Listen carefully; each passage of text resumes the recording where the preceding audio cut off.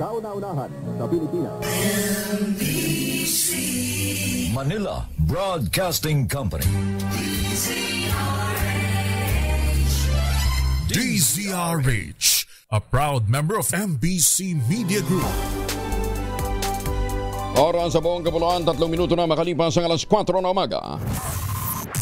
DZRH, magandang umaga Pilipinas sa DZRH Radio, DZRH TV at DZRH Online.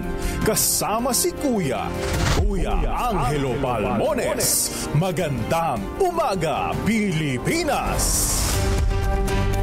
Huling araw tayo ngayon ng Abril 2025. April 30.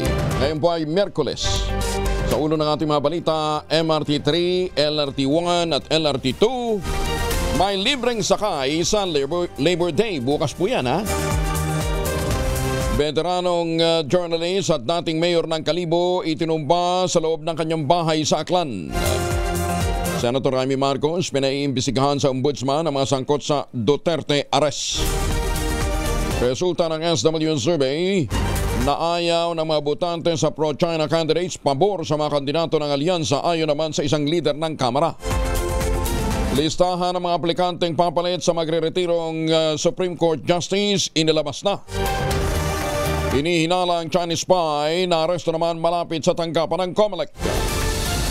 Bulusan Volcano muling sumabog sa ikalawang sunod na araw. Kasama natin ang buong radyo natin FM nationwide, ang ating action radio station sa Luzon, Visayas at Mindanao. 91.7 FM radio sa Cebu at 94.3 FM sa Jensan. Bagong balita, bagong impormasyon. Kasama si Kuya Angelo Palmones. Magandang umaga Pilipinas. Sa detalye ng mga balita, may libreng sakay nga sa MRT3, LRT1 at LRT2 simula ngayong araw. Tatagal yan hanggang sa Sabado, May 3 bilang pagdiriwang ng Labor Day. Inanunsyo ito ng Pangulong Bongbong Marcos Jr. bilang simpleng paraan ng pamahalaan para magpahayag ng pasasalamat sa mga manggagawang Pilipino. Ipinabot ito ng Pangulo sa isang video message kasabay ng pagtutok ng gobyerno sa mga gawain at serbisyong alin naman sa sektor ng paggawa. Ay nais ko sabihin sa lahat ng ating mga commuter ay inutos ko na para magbigay ng ating konting parangal sa ating mga manggagawa. Ngayon na Labor Day celebration ay maging libre ang sakay sa MRT3, LRT 1 and 2. Ito ay mula April 30 hanggang May 3. Ito ay bilang counting pagkilala sa sakripisyo at ang kontribusyon ng ating mga manggagawa, hindi lamang sa ating ekonomiya, kundi sa ating lipunan. Si Secretary Vince Dizon ng Department of Transportation ay mag-iikot ngayong umaga. Sasakay sa mga tren ng MRT at LRT. Long weekend alert. Maaring ma-enjoy ang mahabang weekend kung magpapile ng leave sa Biyernes. Ayun talaga. Dahil ang May 1, Huwebes, bukas ay regular holiday para sa pagunita ng Labor Day. Idineklara ito sa ilalim ng Proclamation 727 ang Pangulong Bongbong Marcos bilang pagpupugay sa mga manggagawa ng bansa. Una namang nagpaalala ang DOLE sa mga mga manggagawa tungkol sa tamang pasahod sa mga magtatrabaho bukas May 1. Sa nasabing araw, inaasahan din ang kaliwat ka ng mga kilos protesta at mga programa ng mga labor group habang may nakatakdang job fair ang gobyerno kasama ang pribadong sektor. Magkakasanga ng nationwide job fair ang Department of Labor and Employment o DOLE sa Mayo 1 bilang bahagi ng pagdiriwang ng Labor Day. Ayon kay Bureau of Local Employment OIC Assistant Secretary Patrick Wirawan Jr. Nasa 224,831 ang mga job vacancies ang inihain ng mahigit 2,000 employer na kasali sa job fair. Itinakda rin ng ahensya ang mga top vacancies mula sa iba't ibang mga industriya. Yes po, ang naihanda po natin, yung mga top vacancies po natin ay ang mga sumusunod, no? Production operators na umabot po sa 24,000 vacancies, sales clerk and assistants na umabot po sa 21,600 vacancies, call center representatives na umabot po sa 16,600 vacancies, service crews po 11,400 vacancies, at microfinance officer na umabot po sa 8,000 vacancies. Dapat to, nakaredy na ho yung inyong mga resume, ha? Gaganapin ang nationwide job fair ng DOLE sa SMX Convention Center sa Pasay City. Magkakaroon din ng job fair sa 13 pang mga lokasyon sa National Capital Region. Walang habas na binaril sa loob mismo ng kanyang bahay sa Kalibo, Aklan ang veteranong mamamahayag na si Juan Johnny Dayang.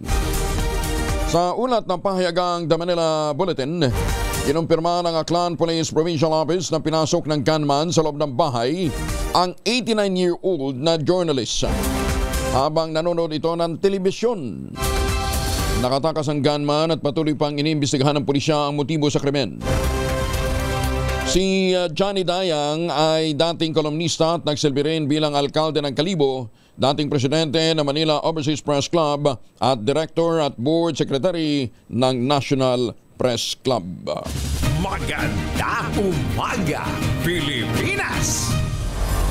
Pinundina ng Presidential Task Force on Media Security ang pagkakapatay sa batikang journalist na si Juan Johnny Dayang na nagsilbi bilang President Emeritus ng Publishers Association of the Philippines o PAPI. Sa inilabas na pahayag ni Undersecretary Jose Torres Jr., Executive Director ng Presidential Task Force on Media Security, nakaisa ito sa pagdadalamhati ng media community, mga naulilang pamilya at mga mahal sa buhay ni Dayang na itinuturing na isa sa mga haligi ng pamamahayag sa Pilipinas. Tiniyak din ni Torres na nakikipag-ugnayan na silang lahat sa mga kaugnay na ahensya ng gobyerno para sa agarang pagtugon at pagtuntun at pagresolba sa krimen. Nananawagan din ito sa publiko na manatiling mapagbantay, suportahan ang mga hakbang na nagtataguyod ng press freedom at pagprotekta sa mga media professional. Alas 6 kagabi ng barilin sa loob mismo ng kanyang bahay si Dayang sa Villa Salvacion, Toting Reyes Street, Barangay Andagaw, Kalibo, Aklan. Naisugot pa sa Aklan Provincial Hospital si Dayang pero idineklara ang dead on arrival dahil sa tinamang tama ng bala sa kanyang likod. Patuloy pa ang hot pursuit operation ng Kalibo PNP para sa ikadarakip ng suspect sa naturang pamamaslang. Mariing kinundina ng National Press Club of the Philippines ang pagpaslang sa publisher at NPC lifetime member na si Juan Johnny Dayang. Si Dayang ay isang respetadong individual sa larangan ng pamamahayag. Karumal-dumal itong pinatay ng di pa nakikilalang gunman sa loob mismo ng kanyang bahay kagabi. Payag na pinalabas ng NPC, kinakalambag nito ang Presidential Task Force on Media Security at iba pang concerned authorities na imbestigahan ang naturang pamamaslang at bigyang hustisya ang kamatayan ni Dayang dahil ito isang malinaw na pagyurak sa press freedom. Muli namang nagalbaruto ang Bulkang Bulusan dakong alas 7:43 kagabi. Ayon kay PBOX Director Teresito Toto Bacolcol, muling nagkaroon ng phreatic eruption ng Bulusan Volcano, nagtagal ng mahigit 1 oras. Dahil dito ilang mga residenteng malapit sa bulkan ang nakaranas din ng ashfall. Nakapagtala ng kabuuang 54 volcanic earthquakes ang PBOX sa Bulkang Bulusan sa Sorsogon hanggang alas 8 ng gabi nitong Martes. Kasabay ito ng pag-alburuto ng bulkan na nagsimula alas 7:43 ng gabi na tumagal na 1 oras at 17 minuto, nagdulot nga ng ashfall sa mga komunidad. Partikular na naapektuhan ng mga munisipalidad ng Irusin, lalo na yung Barangay Cogon, Tinumpo, Mumbon, Bolos, Gulang-Gulang, Gabao, Bulawan at Barangay Makayawan. Naapektuhan din ng ashfall ang bayan ng Huban, partikular na ang Barangay Guruyan at ang munisipalidad ng Bulan, partikular ang Barangay Zone 7, Sumagungsong, Bingin at Aquino. Nananatili naman ang alert level 1 sa bulkan. Gayunman patuloy pa rin ang paalala ng PBOX sa mga residenteng malapit sa bulkan, manatiling alerto sa posibilidad ng muling pag-aalburuto nito. Patuloy namang nagbababala ang Civil Aviation Authority of the Philippines sa mga piloto at mga airline operators hinggil sa panganib ng paglipad sa paligid ng Bulkang Bulusan sa Sorsogon dahil nga sa nag-aalborotong bulkan. Sa inilabas na notice to airman, ang CAAP ay tinatakda ang 10,000 feet na vertical limit sa paligid ng bulkan. Ang nota ay epektibo simula pa kahapon, April 29, hanggang ngayong araw na ito ng alas 5:21. Tiniyak naman ng Department of Social Welfare and Development patuloy ang suporta nito sa mga pamilya apektado ng pag-alboruto ng Bulkang Bulusan sa Sorsogon. Ayon kay Social Welfare Secretary Rex Gatchalian, may sapat na supply ng family food packs at iba pang relief items na nakapreposition sa mga warehouse ng DSWD Field Office 5. Sa ngayon ay nasa 180,000 na mga food packs ang nakaimbak at handa nang i-deploy sa mga residenteng maapektuhan oras na muling mag-alboruto ang Mount Bulusan. Alinsunod na niya ito sa direktiba ng Pangulong Marcos na tiyaking walang biktima o apektado ang magugutom. Una rito, nagpadala na ang DSWD ng 20,000 food packs sa Sorsogon, kasunod nga ng naunang phreatic eruption ng bulkan nitong April 28 bilang tugon sa request ng provincial government. Magandang umaga, Pilipinas! 14 minuto na makalipas ang alas 4 ng umaga. Puspuso na ang relief efforts ng Office of Civil Defense Bicol para sa mga pamilyang naapektuhan ng pag-alboruto ng Bulkang Bulusan sa Sorsogon. Alinsunod dito sa direktiba ng Pangulong Marcos na tiyaking nagkakaisa at komprehensibo ang pagtugon sa naturang problema. Bilang reaksyon ng OCD Bicol, inihanda naman ito ang distribusyon ng aabot sa 44,000 na mga face masks at 2,000 hygiene kits. Higit na mas marami ito sa initial request ng provincial government ng 1,500 hygiene kits at 10,000 na mga face mask. Pinangunahan din ni OCD5 Director Claudio Yucot ang pag-inspeksyon sa mga evacuation center sa Huban para masuri ang kondisyon ng mga displaced resident at matiyak na makatatanggap ang ito ng sapat na suporta. Samantala, muli namang pinatunayan ng Philippine Amusement and Gaming Corporation of PAGCOR ang kanilang pangako sa kalidad ng governance standard. Matapos ang matagumpay na pagpapanatili ng certification ito sa ISO 9001:2015.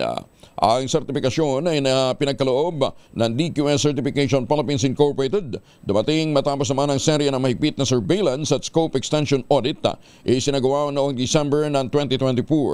Ang pagkilala ay formal na ginawa sa awarding ceremony sa tanggapan ng PAGCOR. Ito ay nagpapatunay sa pagsunod nito sa International Quality Management Standards. Sakop ng surveillance audit ang 8 existing sites ng PAGCOR kabilang ang main corporate office nito dito sa Pasay. Binigyan din naman ni PAGCOR Chairman at CEO Altenco ang pagpapanatili ng ISO 9001:2015 certification ay isang mahalagang patunay ng dedikasyon nila sa excellence at public service. Oy, mga mamis! Laundry Day today ha? Kunot noo ka ba kapag makapit, madikit at malupit ang mancha? All you need is pride. Ba't mapahirapan ang self-con sa pride? Easy at worry-free naman ang laundry. Sa triple stain-away formula, tanggal na matitinding mancha based on test sa chocolate, mud and sebon on cotton, gawa ng ACS. Bagong balita, bagong impormasyon, kasama si Kuyang Angelo Palmones. Magandang umaga, Pilipinas! May nanalo na ng 15,000 sa ating mahiwagang tunog. Sino ang maswerteng taga Batangas na nakadali ng 15,000 sa ating mahiwagang tunog? Relax lang kayo dyan, ha? Baka kasi ito sugurin ng mga kapitbahay, hingan pa ng balato. Mamaya, ibubulong na lang muna natin. Pero galing, ha? Ang tamang sagot ay bisagra. Di ba bisagra? Bisagra. Di ba gawa sa bakal? Siyempre, may mga butas. Ginagamit sa konstruksyon. Pag naliligo kayo gamit ang Shield Bath Soap, nakikita ho ninyo. Siyempre, bubuksan mo yung pinto. Di ba? Maliban lang kung sliding door yan. Di ba? Bisagra na pinukpok ng high heels. Alam po ninyo, originally pala, ang heels, inimbento para sa mga lalaki. Pero mas gamit na ngayon ng mga babae. Di ba sabi ko, patulis, pahaba. Ano yung ginagamitan ng langis? Yung bisagra. Huwag kayo naman, alangan naman gamitan nyo na langis yung high heel. Di ba? Yung bisagra, ginagamitan ng langis. Magandang umaga, Pilipinas! Mga misi, sa may araw ba si Mr. pag-uwi galing na trabaho, abay dalian sa germs sa katawan nila para labanan ng amoy araw at amoy pawis. Gumamit ng Shield Matte Soap regularly. Unbeatable ang Shield sa paglaban sa germs versus another brand by Shea Butter. Pampalambot ng kuti sa presyong abot kaya 12.50 SRP. Kaya naman, recommended ito ng Philippine Nurses Association. Kaya mga misis ay challenge you, subukan ng Shield Matte Soap. Galit sa sakit, may malasakit, sulit na sulit. Magandang umaga, Pilipinas! Ay, magandang umaga sa mga taga-Oriental Mindoro, ha? Sa mga taga-Ormin. Ano, may kuryente ba kayo? Ayos lang ba kayo, ha? Pero swerte nitong mga taga-Ormin, ha? Meron ho silang Joanna Valencia, ha? Maagang gumigising din ho ito para makapag-ikot na binuklod ang mga barakong politiko dyan po sa Oriental Mindoro para itaguyod ang mga programang luluto sa problema ng kawalan ng kuryente dyan po sa probinsya. Si Governor Joanna Valencia. Magandang umaga, Pilipinas! Tatlong lalaki na helper at driver ng trucking company na bumuburiki ng sako ng animal feeds na kanilang i-deliver na aresto ng CIDG sa Bataan. Buti nga. Detalye ng balita mula kay Danny Kumilang, RH37. Danny, good morning. Arestado ang tatlong lalaki ng CIDG Bataan dahil sa umano'y qualified tip ng mga animal feeds na nagkakalaga ito ng mahigit sa ₱1 milyong sa barangay Doña Urani, Bataan. Kinilala ng CIDG Bataan ang mga suspect na sina alias Rodolfo, alias Joffrey at alias Joe. Mga helper ito at driver ng isang trucking company ay nahuli sila sa aktong nagnanakaw o bumuburiki ng mga sako ng pagkain na dapat sanay kanilang i-deliver.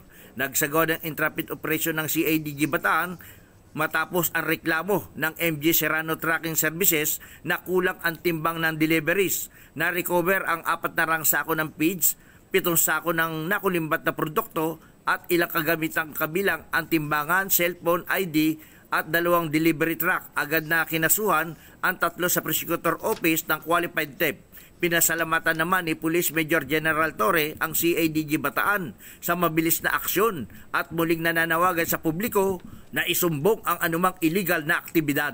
Danny Kumilang, RH37, DCRH, una sa Pilipinas, una sa Pilipino. Maraming salamat, Danny. May pahabang kay kayungan sa ating mga kababayan dyan po naman sa Pampanga. Muling tiniyak ni Speaker Ferdinand Martin Romualdez sa kanyang suporta sa pagpapalakas ng ugnayan sa pagitan ng Pilipinas at Japan na isa manong mahalagang kaaliado ng bansa sa pagpapaunlad ng ekonomiya, depensa at seguridad. Ginawa ng leader ng Kongreso ang pahayag kasabay ng pakikiisa ng sambayanang Pilipino sa mainit na pagtanggap kay Japanese Prime Minister Ishida Shigeru na dumating nitong Martes ng hapon para sa 2 araw na opisyal na pagbisita sa bansa. Binigyan din ni Speaker Romualdez na ang Japan is more than just a close neighbor, kundi isang inaasahang kaibigan na nagsusulong ng kapayapaan, kasaganaan at katatagan. Ipinunto rin ng House Speaker ang bagong pinirmahang kasunduan, yung Philippine-Japan Reciprocal Access Agreement na nagsisilbing bagong milestone sa relasyon ng dalawang bansa. Binigyan pugay din niya ang tulong pang-ekonomiya ng Japan. Sinabi ni Speaker Romualdez na ang mababang kapulungan ay nakahandang makipag-ugnayan at makipagtulungan sa Japan. Ohayo gozaimasu sa mga kababayan natin na nandyan po sa Japan. Nakatakdang sumalang sa public interview ng Judicial and Bar Council ngayong susunod na buwan o Mayo ang ilang kandidatong naghahangad na maitalaga bilang bagong Associate Justice ng Korte Suprema. Ayon sa anunsyo ng JBC, gaganapin ang panayam sa Session Hall ng Supreme Court o sa Court of Appeal Session. Papalit sa magre-retirong Associate Justice na si Mario Lopez sa June 4, 2025 ang mapipiling kandidato. Inikayat naman ng JBC ang publiko na magpasa ng sworn complaint, report o opposition laban sa sinumang kandidato hanggang alas 4:30 ng hapon sa May 9. Ito'y bilang bahagi ng transparency at maingat na pagpili ng bagong maestrado ng Korte Suprema. Kabilang po sa mga napasok po sa shortlist, may mahigpit palang requirement na nilabas ang JBC. Pag ikaw less than 5 years pa lamang sa hudikatura, hindi ka po pwedeng manumbrahan o maisama sa shortlist. Kaya ang mga sumusunod po ay mga aplikante para sa pagiging maestrado ng Korte Suprema. Nina Antonio Valenzuela, Justice Ramon Bato, si Darlene Marie Berberabe, Maria Rosario de Leon Bernardo, Carlito Calpatura, Ramon Cruz, Maria Elisa D, Maria Garcia Fernandez, Fernanda Lampas Peralta na ngayon po ay presiding justice ng Court of Appeals, Ronaldo Roberto Martin, Carl Miranda, Ronald Moreno, Maria Concepcion Knight, Walter Ong, Maria Rowena San Pedro, Manuel Antonio Tihanki, Undersecretary yata ito ng DFA, at ang ating court administrator na napakasipag na si Justice Raul Villanueva. Congratulations po sa mga napasama sa shortlist. Umapabilang ka pa lamang sa shortlist ng JBC, ibig sabihin napaka-qualified at competent ninyo. Maganda umaga, Pilipinas! Motorsiklo sumalpok sa nakaparadang truck sa Malasikip, Pangasinan, rider patay. Masantos siya kabasan ni Chikemin sa ating mga kababayan dyan po sa Pangasinan. Detalye ng balita mula kay Freddy Pajardo, RH38. Freddy, good morning. Masantos siya kabusan, Kuyang Angel. Patay ang 19 anyos na motorcycle rider matapos itong maaksidente habang nagmamaneho sa Malisiki, Pangasinan. Sa ulat ni Police Lieutenant Colonel Gary Anthony Casim, OIC Chief of Police, ang biktima ay nakilalang si Mark Jason Pagtakhan Ancheta, 19 anyos, residente ng Barangay Butaw, Malisiki. Sa investigasyon, nabatid na nagmamaneho ang biktima sa Provincial Highway sa Barangay Talos Patang patungong poblasyon nang mawalan ito ng kontrol sa manobela dahil ng pagsalpok sa nakaparadang truck sa gilid ng daan. Nagtamo ang biktima ng malubhang sugat sa iba't ibang bahagi ng kanyang katawan na nadala pa sa paggamutan, subalit idiniklarang dead on arrival na ng attending physician. Kinumpirma ng doktor na positibo sa alcohol free test ang biktima nang mangyari ang insidente. Ito si Freddy Pajardo, RH38, nag-uulat para sa DZRH, una sa Pilipinas, una sa Pilipino. Maraming salamat, Freddy Pajardo. At sa mga taga Pangasinan, magandang umaga. Binabati din kayo ni Governor Monmon Guico. At ang paalala po ni Governor Monmon Guico sa mga taga Pangasinan, mag-iingat daw kayo sa mga fake account. Nagkalat ho yan at ginagawa ho ng mga walang magawa sa buhay. Nagpapakalat ng kung ano-anong mga peking impormasyon. Kaya sabi po ni Governor Ramon Guico, pagka nakita ho ninyo na may mga account na gumagamit pa ng kanyang pangalan, huwag basta-basta paniwalaan. Congratulations kay Governor Monmon Guico. Doon ho sa mga internal survey ho nila, matindi ang bakbakan. Oo. Walang parang sa Maynila din ito, Wala sa kalahati yung pong numero ng mga sumusuporta doon sa mga kalaban, doon sa kalaban ng leading candidate. Ano yata ang laban doon? 90-10. Mukhang tapos ng eleksyon.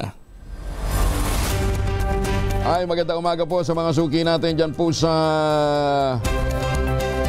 Las Vegas, Nevada. Good morning po kay Evan Lang. Magandang umaga din sa mga taga Malabon. Naimbag na bigat ka na kayo amin sa ating mga kababayan dyan po sa Tugigraw. Pinaimbestigahan at pinakakasuhan ni Senator Amy Marcos sa ombudsman ng ilang cabinet official na sangkot sa pagtangay kay dating Pangulong Digong Duterte sa The Hague, Netherlands. Kabilang sa nirekomendang imbestigahan ng chairperson ng Senate Committee on Foreign Relations, sina Justice Secretary Crispin Remulla, Interior Secretary Junvic Remulla, PNP Chief General Romel Francisco Marbil, CIDG Chief Nicolas Torre III at Ambassador Marcos Lacanilao. Sa isang press conference, ipinipresenta ni Senator Amy ang karagdagang findings sa serye ng investigasyon ng kanyang komite. Idiniin niyang politically motivated ang pag-aresto at pagdakip kay dating Mayor Digong at bahagi ito ng whole of government effort upang pabagsakin ang mga Duterte. Unang pagtatangka niya na durugin ang pamilya ng kanyang kaibigan ang nabigong People's Initiative upang palitin ang tsansa nito sa nalalapit na 2028 presidential elections. Kaso hindi umubra. Binanggit din ni Senator Marcos ang midterm o Mid-Election Final Campaign Sprint Action Plan ng Lakas CMD na inilunsad noong April 2024 bilang isa sa mga ebidensyang magpapatunay na politically motivated ang pag-aresto kay Mayor Digong. Bahagian niya ng action plan ang pagpapabilis ng impeachment laban kay VP Inday Sara at dapat makakuha ng kinakailangang boto sa Senado gamit ang for later release projects bilang mga gantimpala. Napatunayan ang motibong politikal na napag-aresto sa turnover kay PRRD sa pamagitan ng Mid-Election Final Campaign Sprint Action Plan ng Lakas CMD nung nagtipon-tipon ang matataas ng opisyal nung petsang 22 ng Abril. Nakaraang ilang linggo lamang, inilarawan ang mga nagawang mga Oplan Horus. Isang operasyon na inilunsad noong Abril 2024 na naglalayong pabagsakin ang dalawang Duterte. Sa bahagi ng action plan, How to Attack, tinukoy ng ilang ahensya ng gobyerno, kabilang ang PNP, Kamara ng Kinatawan, sa nakipagtulungan ng dating Senador Antonio Trillanes upang tulungan ng ICC prosecutor makakuha ng warrant sa pag-aresto ng dating Pangulo. Kinontra naman ng Pangulong Bongbong Marcos ang resulta ng investigasyon ng Senate Committee on Foreign Relations patungkol sa pag-aresto kay Mayor Digong. Sa isang ambush interview sa Silang Cavite, maiksi ang naging reaksyon ng Pangulo tungkol sa findings ng komite ni Senator Aimee. Everyone's entitled to their opinion. I disagree. Thank you very much. Ayon naman kay Senator Aimee, malinaw umano na may motibong politikal ang pag-aresto kay Mayor Digong at idinagdag na ito ay bahagi ng plano upang pagbagsakin ang pamilya Duterte. Ay, baka kayo may mga lakad ngayong araw na ito. Huwag kalimutan mag-pound din ng proteksyon laban ho sa mikrobyo. May dalawang formulation ng family alcohol na pwede nating pagpilian. Yung family 70% isopropyl alcohol, especially prepared for clinics, hospital, pharmacies, laboratories, pero okay na okay din po sa mga households. Very effective yan sa disinfection at sterilization. Ganyan ang bagsik ng family 70% isopropyl alcohol. Maghapon man natin gamitin, no problem. Hindi po manunuyo ang ating mga kamay dahil meron po itong moisturizer. Yun namang mabangong family rubbing compound improved cologne. Ayan po yung mabangong isopropyl alcohol na ginagamit po ng mga masahista, mga barbero, mga doktor, mga nurse, mga kumadrona. Kumusta na yung ating mga magaganda at masisipag na mga kumadrona, ha? Ginagamit po ang family rubbing compound improved cologne for sponge, bathing, and other cleansing purposes. Family rubbing alcohol parang DCRH subok na sa mahabang panahon. Mabibili sa namang butik at convenience stores nationwide. Family rubbing alcohol, hindi lang pampamilya, pang sports pa. Mga kapulisan ng Police Regional Office BAR, binalaan naman ni Regional Director Police Brigadier General Macapas na hindi dapat masangkot sa anumang irregularidad sa paparating na halalan. Detalye ng balita mula kay Jun Di Makutak, RS19. Assalamualaikum, Brother Jun. Alaikum assalam, Kayang Angel. Pinaghahandaan na ng iba't ibang unit ng ProBAR ang kanilang mahalagang tungkulin, ang tiyaking maging ligtas, maayos at mapayapa ang halalan sa darating na 2025 national and local elections sa bahaging ito ng Bangsamoro Region. Mismong pinaalalahanan ni ProBAR Regional Director Police Brigadier General Romeo Macapas ang lahat ng kapulisan sa Bangsamoro Region na tiyaking makaboto ang lahat ng Bangsamoro people ng ligtas, walang takot at walang anumang banta. Ito'y batay sa direktiba ni unang Pangulong Bongbong Marcos Jr. sa hanin ng pambansang pulisya sa pamumuno ni Chief PNP Police General Romel Francisco Marbil. Ang panawagan ng pamunuan ng ProBAR sa publiko sa BARM, kung may malalamang namimili at nagbebenta ng kanilang boto, agarang i-report umano sa media at sa pinakamalapit na military checkpoint at mga police station. Binalaan din ni Macapas ang kapulisan ng ProBAR na hindi dapat masangkot ang sinumang pulis sa namang uri ng aktibidad ng pamimili ng boto, pangingikil o pagkiling sa sinumang kandidato. Ang sinumang pulis sa magiging sangkot ay agaran umanong iimbestigahan at sasampahan ng kaukulang kaso batay sa umiiral na batas at regulasyon ng PNP. Mula sa Central Mindanao, RH19, Jun Di Makutak, DZRH, una sa Pilipinas, una sa Pilipino. Sukran, Jun. Iwala naman ng SM Prime Holdings na makakamit ng kumpanya ang double-digit na paglago nito ngayong taon.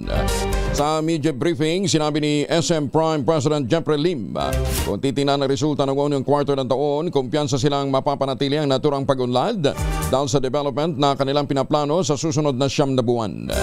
Ito ay matapos na makapagtala ang SM Prime ng net income na 11.9 billion pesos sa unang quarter pa lamang ng taon, na mas mataas ng 11% kumpara sa 10.7 billion pesos na kanilang naitala sa kaparehang panahon nitong 2024. Ayon kay Lim, kabilang sa kanilang pinaplano ang paglulunsad pa ng isa sa kanilang premium residences development bago matapos ang taon na nila ay magpapaunlad pa sa kanilang residential development group. 33 makalipas ang alas 4 ng umaga. Ang pinakabagong survey ng social weather stations kung saan mayoriya ng mga Pilipino ang nagsasabing mas gusto nito ang mga kandidato na tutol sa agresyon ng China sa West Philippine Sea ay nagpapalakas umano sa mga kandidato ng Alyansa para sa Bagong Pilipinas ng Pangulong Ferdinand Bongbong Marcos sa papalapit na eleksyon. Ginawa ni House Senior Deputy Speaker at Pampanga 3rd District Representative Aurelio Dong Gonzales ang naturang pahayag matapos lumabas sa survey ng SWS. 75% ang mga respondent ang nagsasabing gusto nila ang mga kandidato na laban sa ginagawa ng China sa West Philippine Sea. Tanging 25% lamang nagsasabing pipili sila ng mga kandidato na hindi naniniwala na dapat igit ng Pilipinas na pagmamay-ari nito ang teritoryong inaangkin ng China. Malinaw din sa pinakabagong survey ng social weather station na ayaw ng mga Pilipino sa mga kandidatong maka-China at ang kanilang gusto ay mga tutol sa ginagawa ng Chinese sa West Philippine Sea. Ito naman ang sinabi ni Deputy Speaker David J.J. Suarez kaugnay ng SW survey na kinomisyon ng Stratbase kung saan lumalabas na 75% ng mga Pilipino mas pinipili ang mga kandidatong pinaninindigan ang soberanya ng Pilipinas laban sa agresibong pagkilos ng China. Sinabi ni Suarez na ang napakalaking suporta sa mga kandidatong makasoberenya ay sumasalamin sa malinaw na hangarin ng mga Pilipino para sa isang matagal, matatag at malayang kinabukasan. Sinabi pa ng mababatas na ang resulta ng survey ay sumasalamin din sa malawakang suporta sa Alyansa para sa Bagong Pilipinas kung saan 11 ang kandidato na suportado ng Pangulo para sa darating na eleksyon. Army Reservists natagpong patay sa Tarangnan, Samar. Detalye na balita mula kay Jimmy Angay-Angay, RH32, maupay nga agad Jimmy. Isang Army Reservist na diskubring patay sa karagatan ng Tarangnan, Samar. Kinilala ng PNP ang biktima si alias Arlo, 30 anyos, construction worker, residente ng Barangay Dapdap, Tarangnan, Samar. Nadiskubre ito sa karagatan ng Sitio Rawis, Barangay Poblasyon 8, Tarangnan. Sa investigasyon ng PNP huling nakita ang biktima alas 11 ng gabi noong linggo pa at kahapon o kagabi nakita ito sa tabi ng dagat sa Barangay Kamungaan, Tarangnan na wala ng buhay. Sa kasalukuyan, imbestigahan ng PNP sa pagkamatay ng biktima na isang active reservist member ng Philippine Army. Dito sa DYVL Action Radio Tacloban, ito si RH32 Jimmy Angay-Angay para sa DZRH. Una sa Pilipinas, una sa Pilipinas. Dagang salamat, Jimmy. Oy, baka kayo ay pabalik ng Pilipinas sa mga seafarers natin, sa mga OFW natin na pabalik ng Pilipinas. Ingat. Huwag na magpasalubong ng imported na tsokolate. Meron po tayo dito ang tangerine chocolate sa Pilipinas. Produkto po ito ng mga magdiniyog ng mga magsasaka dyan po sa lalawigan ng Quezon. Sa tulong po ni Dr. Helen Tanyong po mga planting material ng kakao galing Davao. Hinakot po ito at itinanim sa ilalim po ng mga nyugan. Bagamat ang kilo ngayon ng kopra, 105 pesos per kilo. Double hit ang mga taga Quezon. Mataas na ang presyo ng kopra, mataas pa ang presyo ng kakao. Ang tangerine chocolate po ay brand ng mga magdiniyog ng mga magsasaka dyan po sa lalawigan ng Quezon. Available po yan sa 0919-095-5935. Diyan po ninyo pwedeng i-check, i-verify ang stock o kung saan ho kayo po pwedeng bumili ng tangerine chocolate. Tangerine chocolate 100% gawang lokal but taste and looks global. Dahil tinulungan po ito ng Department of Trade and Industry at ng DOST. Ayan, I-check din po ninyo, may mahigit 10 variants ng tangerine chocolate na mga raw material ay galing din po sa ani ng mga magsasaka sa tangerinechocolate.ph. Ayan, Sabi nga ni Jack Sandique na isa ho sa mga consultant dyan po sa pagpuproduce ng tangerine chocolate, sabi niya malayo ang mararating noong mga inilatag nilang programa para po sa mga magsasaka na nagtatanim ng kakao dyan po sa lalawigan ng Quezon. Sabi naman ni Dr. Helen Tan, sino bang magmamalasakit sa Pilipino kundi ang kapwa Pilipino? Kaya sa bawat tangkilik natin ng tangerine chocolate, pinalalakas natin ang ating lokal na ekonomiya, pinalalakas natin ang loob ng ating mga magsasaka. Magandang umaga, Pilipinas! Magandang umaga sa mga taga Northern Samar at mga taga Santa Maria, Laguna.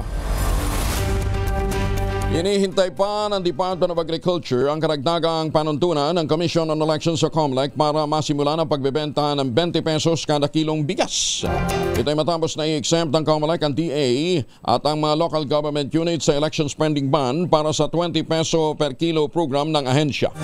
Ayon kay Agriculture Secretary Francisco Chu Laurel Jr., kailangan talagang hintayin ng DA ang pag-aproba at paglilinaw sa guidelines ng COMELEC at kung hindi talaga pwede ay susunod naman ang ahensya sa komisyon. Uumpisahan na lamang ang bentahan matapos ang halalan. Yan naman umaasa ang kalihim na maaprubahan ito upang masimulan na at mapakinabangan ng mga consumer ang murang bigas. Target na rin ang pagbebenta ng Department of Agriculture ng 20 peso per kilo na bigas sa Metro Manila. Ayon kay Agriculture Secretary Francisco Chu Laurel Jr., hinihintay na lamang nila ang approval ng COMELEC sa naturang plano na makapagbenta din ng bigas sa mga outlet ng Kadiwa sa Metro Manila. Sakaling payagan, nais nilang masimulan ang programa sa May 2, Biyernes. Ngunit kung hindi naman papayagan, pagkatapos na lamang daw ng eleksyon. Samantala, kasado na ang bentahan ng 20 pesos per kilong bigas sa Cebu bukas at isusunod naman ang sa Metro Manila. Tinatayang aabot naman ng 10 bilyong piso hanggang 12 billion pesos ang gagastusin ng pamahalaan para lamang sa pilot run ng 20 peso per kilo rice program sa Visayas at ilang kadiwa ng Pangulo's Tours. Ayon kay Agriculture Secretary Francisco Chu Laurel, kabilang dito ang 5 billion 5 bilyon na iniredirect sa Food Terminal Incorporated na siyang food processing at distribution agency ng DA.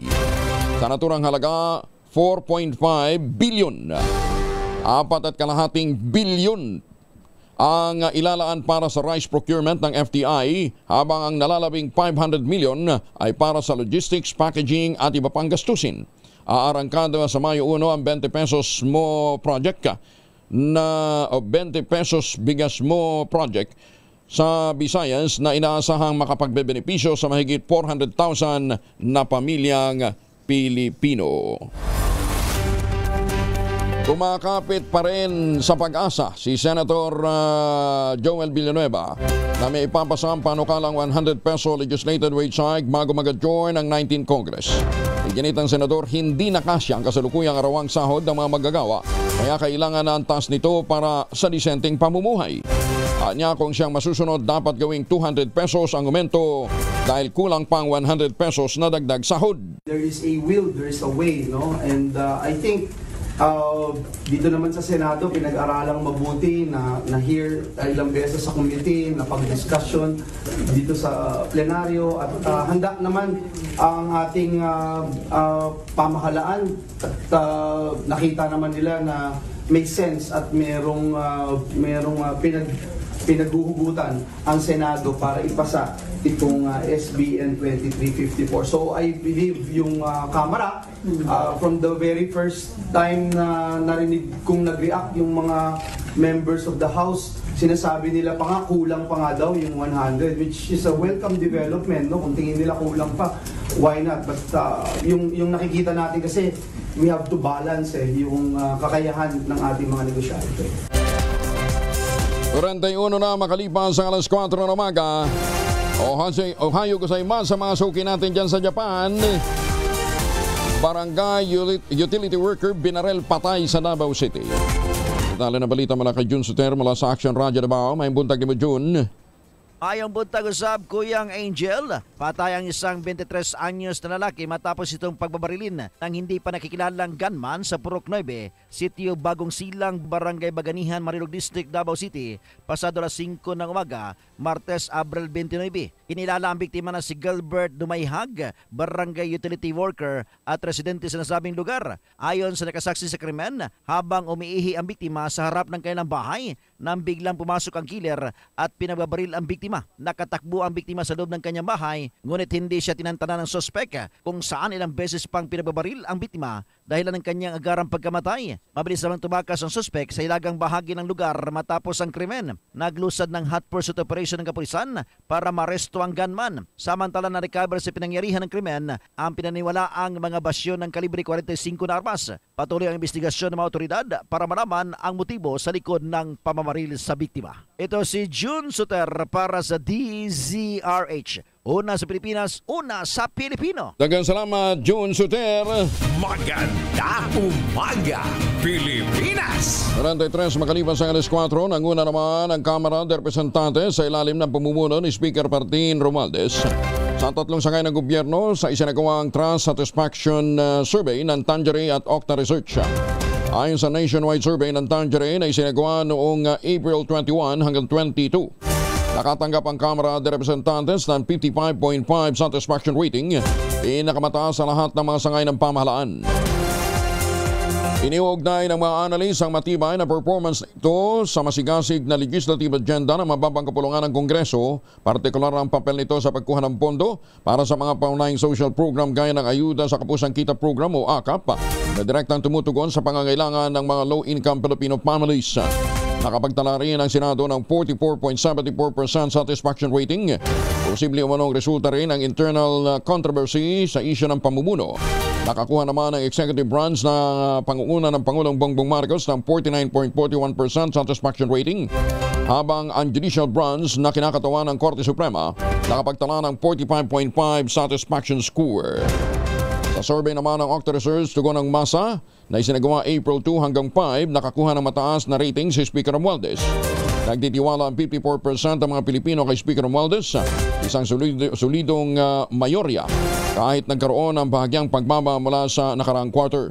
Naitala ng 55% naman ng mga Pilipino ang nasisiyahan sa performance ng Kamara. 45 na makalipas ang alas 4 ng umaga. Ay, oo, sige. Takbo na, batiin muna natin happy birthday. Baka magkalimutan eh. Happy birthday kay Eric Estraliado, ang chief ng LTO Diliman Office. Mula daw po sa mga Batang San Miguel.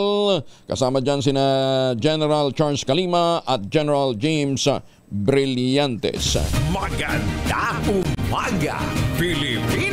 45, makalipas ang alas 4 ng umaga, oras na para tayo po naman ay mag-ultabayo. Ano nga bang ultabayo? Ang ultabayo po ay postbiotic with Lactococcus lactis strain plasma. Galing po ito sa mahabang clinical trial dyan po sa Japan. Hindi po testimonial, hindi po kwentong kutsero, kundi human clinical trial. Ang bawat kapsula ng ultabayo ay nagtataglay ng 50 billion cells ng Lactococcus lactis strain plasma. Kaya po napaka-potent po nito na pagpasok sa ating katawan, na-activate po nito yung PDC, yung plasmacytoid dendritic cell. Yan po naman yung tinatawag ng ating mga dalubhasa na commander ng ating immune system. At yan po ang tumutulong para maitaboy ang mga toksin sa ating katawan habang tayo po ay natutulog. Nakatutulong ang ultabayo para ma-achieve natin ang magandang tulog. Pagka magandang tulog, syempre, magandang gising. Nalalabanan natin ang puyat, pagod at stress. Kaya nga daw po yun sa mga magpa-finals ngayon, yung mga estudyante natin, lalong-lalo na ang mga ladies, mag-ultabayo tayo para hindi tayo tutubuan basta-basta ng tigyawat. Ayan, yung mga stress pimple, ayan, kumonsulta muna ho kayo sa mga doktor. Pwede kayo mag-text, magtanong ho kayo ng karagdagang impormasyon sa 0917-110-6580 kung paano po makatutulong ang ultabayo para maiwasan natin o mabawasan ang problema sa mga pimples. Ang ultabayo po ay rehistrado sa Food and Drug Administration, halal certified. Available po ito sa Mercury Drug, Amesco Drug, Passment Pharmacy, Joanne's Pharmacy, Curamed at maging sa South Star Drug. At huwag natin kalimutan ang ultabayo po ay hindi gamot at hindi dapat gamitin panggamot sa anumang uri ng sakit. Maganda umaga, Pilipinas! Hoy, magandang umaga po sa mga nakatutok sa atin dyan sa Boracay. Enjoy lang kayo dyan, ha? Birthday din ngayon ni Manang Milky Rigunan. Manang Milky, maraming salamat sa breakfast. Senator Bong Revilla inulan ng endorsement mula sa mga lokal na mga opisyal sa huling 2 linggo ng kampanya. Detalye na balita mula kay Raymond Dadpa sa RH28. Raymond, good morning. Todo pasalamat si Senador Ramon Bong Revilla Jr. sa tinatanggap nitong endorsement mula sa mga local officials mula Luzon, Visayas, Mindanao at Metro Manila. Ayon kay Revilla, tinitignan niya itong pagkilala sa kanyang paglilingkod sa bayan. Nangako itong hindi niya bibiguin ang mga sumusuporta sa kanya. Kabilang sa mga nagbigay suporta sa kanyang 10 gobernador sa Luzon sa pangunguna ng tandem na magnanay na sina Governor Delta Pineda at Vice Governor Bibi Pineda ng Pampanga, Governor Mongico ng Pangasinan, Governor Edwin Hamor ng Sorsogon at 4 na gobernador sa Cordillera, 4 na governor at 4 na congressman rin sa Visayas sa panguna nina Cebu Governor Gwen Garcia at Iloilo Governor Toto Defensor. 4 din na governor at congressmen sa Mindanao na kinabibilangan ni na Governor Pete Punabia ng Misamis Oriental, Governor Uniel Roque ng Bukidnon, Rogelio Pacquiao ng Sarangani at pamilya ni Governor Angging Dimaporo ng Lanao del Norte. Samantalang sa Metro Manila, nagbigay na ng suporta kay Revilla ang mga opisyal ng Quezon City sa panguna ni Mayor Joy Belmonte. Ito'y maliban pa sa endorsement sa kanya ni Senate President Francis Chis Escudero.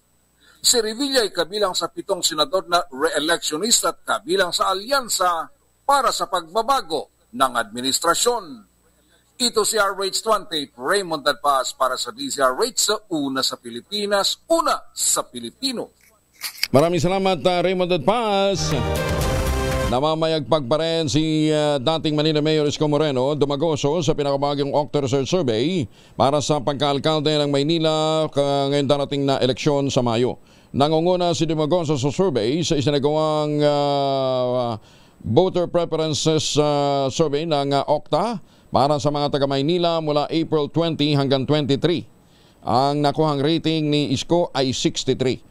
Malayo ang agwat ni Dumagoso sa katunggaling sina incumbent Mayor Hani Lacuna merong 18, si Sam Versosa naman ay merong 16. Close fight pala si Mayor Hani at saka si Sam Versosa.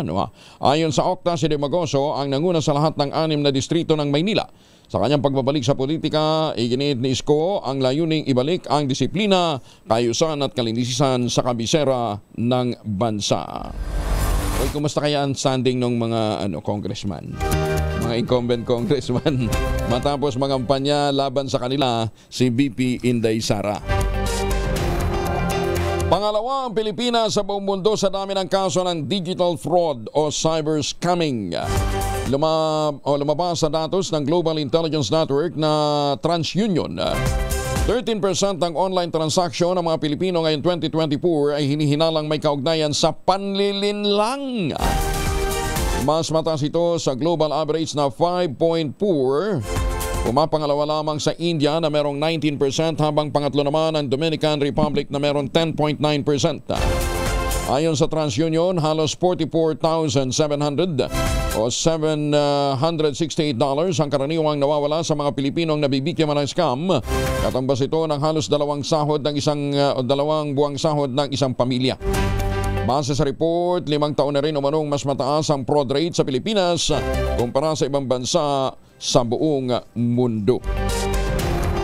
Oo, pero matindi ho yung mga matindi ho itong mga walang hiyang mga scammer ha. Oo.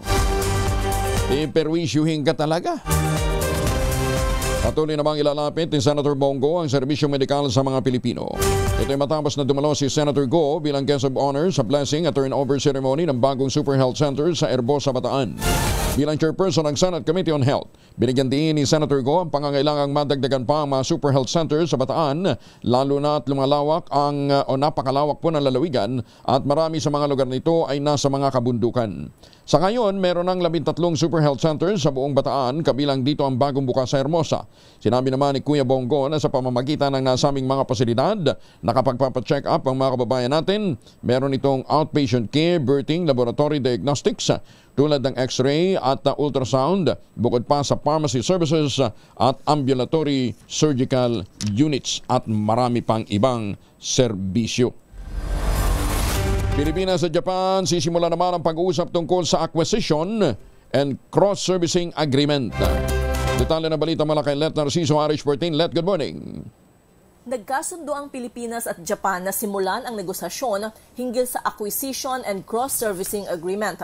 Sa kanilang joint press statement, kinilala ni Pangulong Ferdinand Marcos Jr. ang malaking naitulong ng Japan sa pagkamit ng Pilipinas sa hangaring kapayapaan at pakikipagkaibigan sa lahat ng bansa ng may lakas at integridad.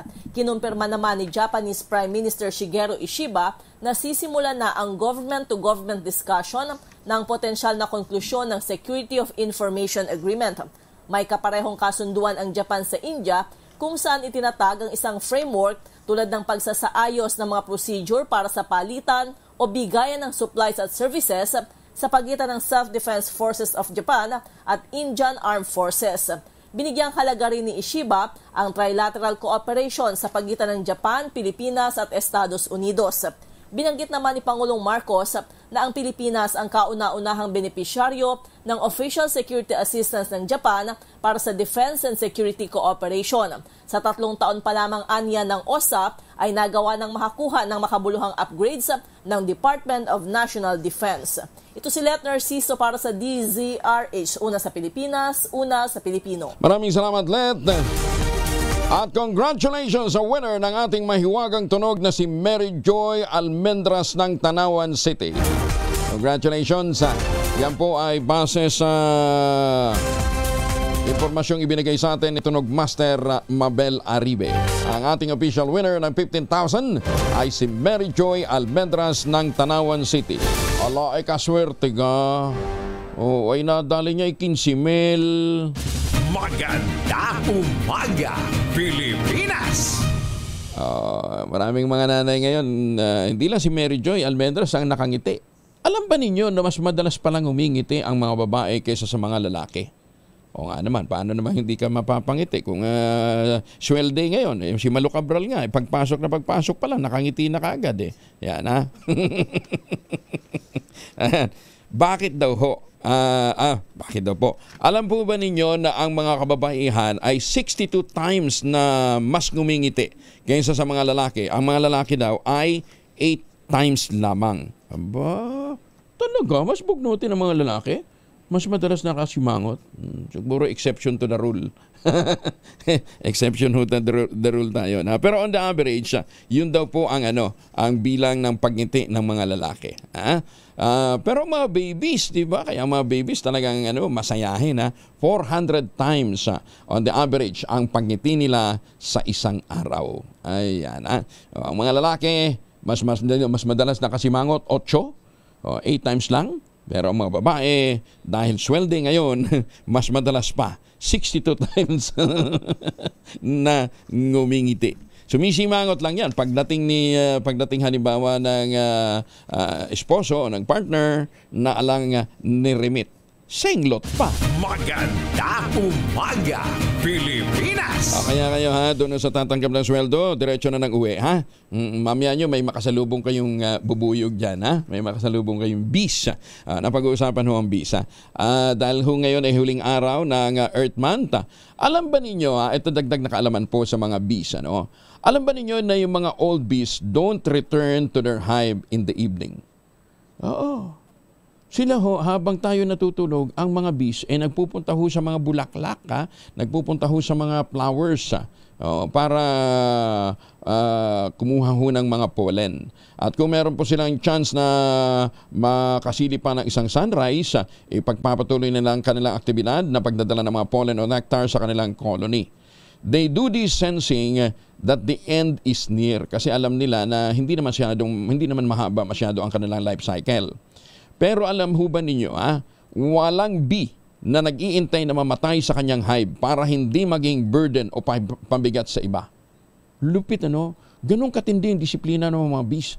Sayang bilang mga social creatures, ganun din ho sana ang tao.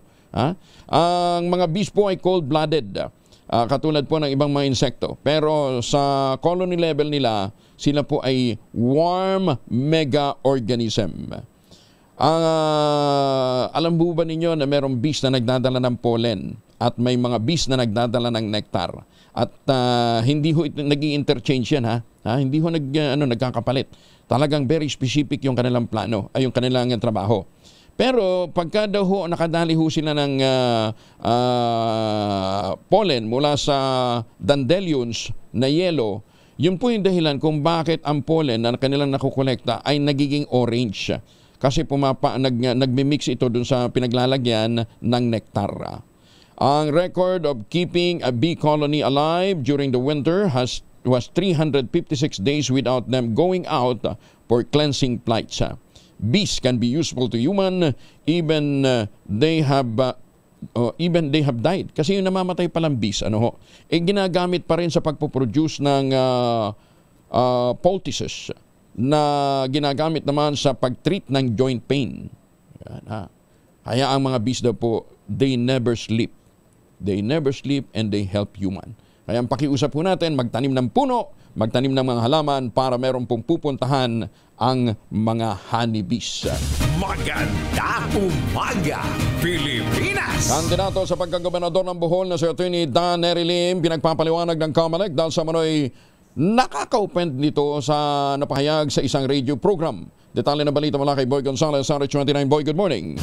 Maganda umaga, Pilipinas! Boy?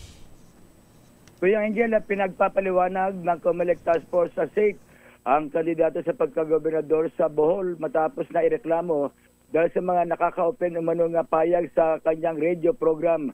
Sa show cause order na inilabas ng COMELEC, nakasaad na nangyari ang insidente sa dalawang magkaiwalay na programa nito. Isa dyan ay ang payag ni Atty. Dan Neri Lim patungkol sa DNA testing. Sinabi ng task force sa SAFE ng COMELEC posibleng paglabag ito sa kanilang anti-discrimination resolution.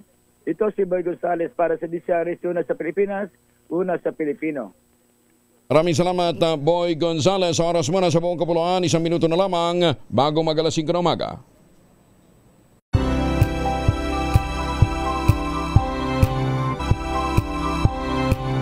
We've got you covered. From the hottest hits, exclusive interviews, kilig to the bones fan meet experience, and hataw performances of your favorite stars.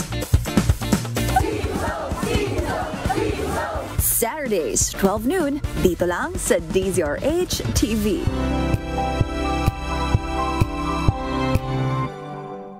Maagang balitaan, maagang usapan sa mga issue at balita. Kasama si Kuya Angelo Palmones sa Magandang Umaga Pilipinas. Mula Lunes hanggang Biyernes.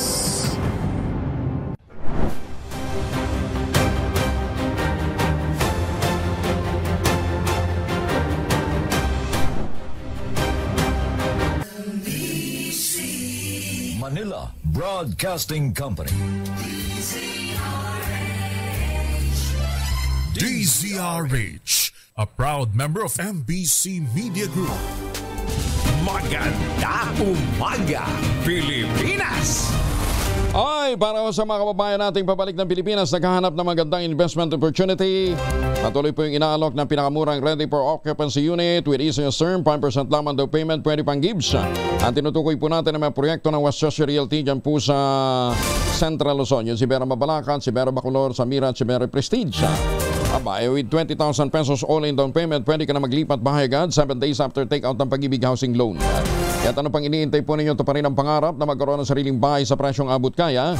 Nasa loob po ng township na ito ang iba't ibang mga amenities kasamang eskwelahan, simbahan, palengke, mga grocery stores, pati na ho ang munisipyo. Ito na pang iniintay po ninyo, ito pa rin ang pangarap magkaroon ng sariling bahay sa presyong abot kaya. Tawag na sa 0996-501-5555 at 0947-434-5555. 5:01 ang oras sa buong kapuluan. Maganda umaga, Pilipinas! Si Benny Estreja mula sa Pag-asa kasama na natin. Good morning, Ka Benny. Good morning, Sir Angel. Sa ngayon po yung ating low pressure area na minomonitor ay muling nakapasok po kagabi ng Philippine Area of Responsibility. Muli itong namataan 805 kilometers silangan ng Mindanao at nananatiling napakaliit po ng tsansa na ito yung maging isang ganap na bagyo pa. Itong trough ng low pressure area or extension nito siyang nagdadala po ng paulan dito sa may Davao region at aasahan po yung mga minsan malalakas ng mga pagulan at mga thunderstorms na maaari pa rin magdulot ng mga baha at landslides. The rest of Mindanao as well as Palawan, may epekto naman ng Intertropical Convergence Zone or ITCZ, kaya asahan din po yung kalat-kalat na ulan at mga thunderstorms.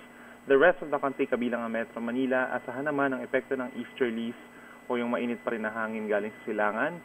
May epekto ng easterlies na mga pulu-pulong mga paulan in some parts of eastern and southern Luzon as well as Visayas. At fair weather conditions naman in general in many parts of northern and central Luzon, kabilang ang Metro Manila. Yung temperatura natin over Metro Manila mula 24 to 35 degrees, pero yung heat index po posibleng umakyat pa rin sa hanggang 42 degrees Celsius. At yung pinakamataas pa rin na heat index natin kahapon and yung posibleng maitala ngayon ay sa may Dagupan, sa Pangasinan up to 47 degrees. At ang sinusundan naman sa may Baler, Aurora, 46 degrees Celsius. Nako, init ha? 46 hanggang 47. Oh. Abo, maximum po yan. Oo, doon sa mga magsiswimming, ingat, Boracay. For Boracay, actually, medyo maulan po ngayong umaga. Then, mababawasan naman yung ulan po pagsapit ng tanghali. So, somehow, mababawasan naman yung init. Davao? Sa Davao, wala pang ulan for now, pero mamaya pong bago magtanghali, merong malalakas na mga pagulan doon. Nako, ingat ho yung mga taga Davao. Tapos merong mga cloud clusters na papalapit, oh. Apart from the LPA po na nasa loob ng PAR, may mga kupul pa ng ulap tayo nakikita sa mas malayong parte ng Mindanao. So, possible din po na pumasok din ito after nitong mas malapit. Sa weekend, magiging maulan? Possible po. Asahan pa natin actually in the next 5 days, most of Visayas, Mindanao, Palawan, magiging maulan po. Maraming salamat, Benny. Thank you. Si Benny Estrella mula po sa Pag-asa. Maganda umaga, Pilipinas! Kaya dapat po talaga mag-ingat po tayo, lalong-lalo na doon sa mga magsiswimming ha. Siguraduhin na may baon ho kayong proteksyon laban sa init. Gumamit po ng sunblock. Ano, ha? At yung sunblock, ilalagay ho ninyo ilang at least mga kalahating oras bago kayo mag-swimming nang sa gayon yan po magkaroon ho ng bisa. Ano ha? Mapakinabangan ho ninyo. Hindi yung kung kailan lulublob, saka ka maglalagay ng sunblock. Hindi daw po effective yan. At kung ano man po ang lakad natin ngayong araw nito, magpawan po ng proteksyon laban sa mikrobyo. May dalawang formulation of family alcohol na pwede nating pagpilian. Yung family 70% isopropyl alcohol, especially prepared for clinics, hospital, pharmacies, laboratories, pero okay na okay din po sa mga households. Very effective yan sa disinfection at sterilization. Ganyan na bagsik ng family 70% isopropyl alcohol. Maghapon man natin gamitin, no problem. Hindi po manunuyo ang ating mga kamay dahil meron po itong moisturizer. Yun namang mabagong family rubbing compound improvement cologne. Yan po yung mabagong isopropyl alcohol na ginagamit ng mga masahista, mga barbero, mga doktor, mga nurse, mga komadrona for sponge bathing and other cleansing purposes. Family rubbing alcohol para hindi siya reachable na sa mahabang panahon. Mabibili sa namang butik at convenience stores nationwide. Family rubbing alcohol, hindi lang pampamilya, pang sports pa. Mainit pa rin ang takbo ng politika dahil mainit na ang suportang natanggap ng senatorial candidate na si Camille Villar sa Bohol. Ito yung makaraan siyang endorso ni Tagbilaran Mayor Jane Yapa sa kanya naging pagbisita sa Tagbilaran para makaisa sa selebrasyon ng Saulog Festival. Tiniyak ni Villar, nakaisa siya ng mga Boholano sa hangaring patuloy na mapayabong ang turismo at makapagbigay ng karagdagang kabuhayan sa ating mga kababayan. Sinabi rin ni Villar na tututukan niya ang pagsusulong ng mga infrastructure project na makatutulong sa tourism at development ng Bohol. Ay, magandang umaga kay Peter De Haresco dyan sa Tagbilaran na. Sir Peter, kumusta naman ka, bossing ha? Amping ba kanunay? Oy, yan ha. At sa ating mga kababayang Boholano, madyong buntag. Nagsagawa naman ang motorcade si ang Supremo Senador Lito Lapid sa lalawigan ng Cavite. Kahapon naman nasa Batangas siya.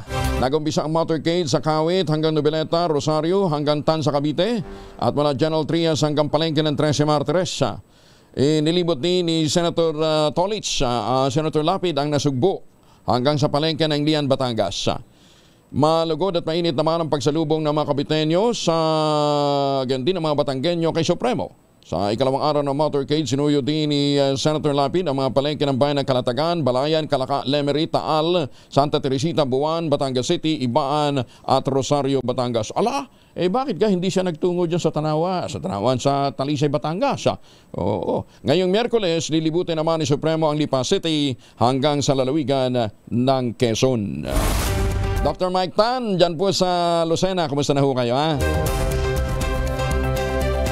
Alas 5:07 ang oras sa buong Kapuluan. Selyado na rin ang pagbabalik sa Senado ni Senator Bong Revilla matapos na makakuha ng landslide endorsement mula naman sa mga political leaders sa buong bansa.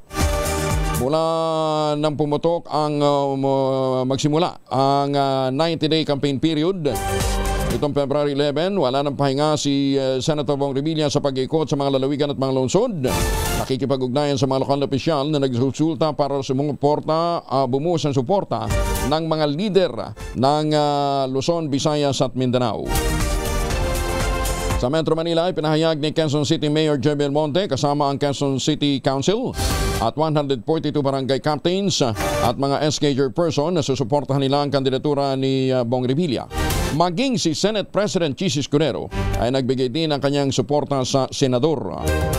Kasama sa mga pinakahuling nagbigay ng suporta sina Governor Delta Pineda at Vice Governor Lilia Pineda ng Pampanga. Pati si Governor Monmon Guico ay nagpahayag din ng suporta.